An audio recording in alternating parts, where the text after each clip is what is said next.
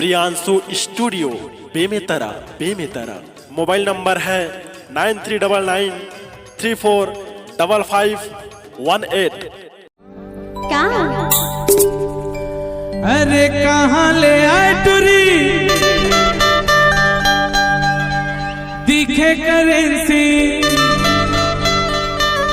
चाले कर मत वाली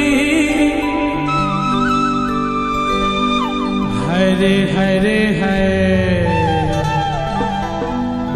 हाय झुनझुना वाली। अबे तो कही था कुसुम तो वोल्टेज गोल हो गए काटूरी नहीं गा।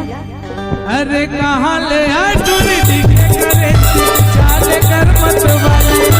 कहाँ ले आए टूरी दिखे करे चाले कर मत वाली।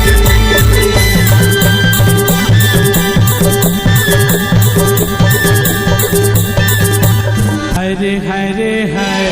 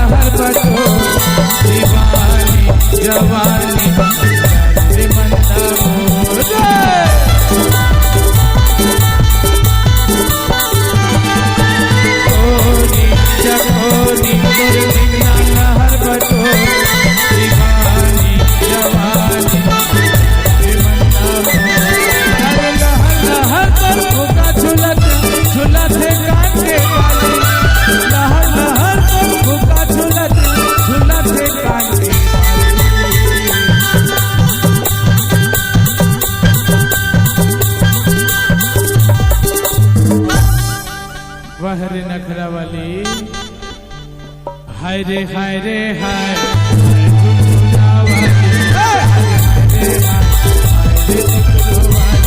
हाय रे हाय रे हाय झुनझुना वाली।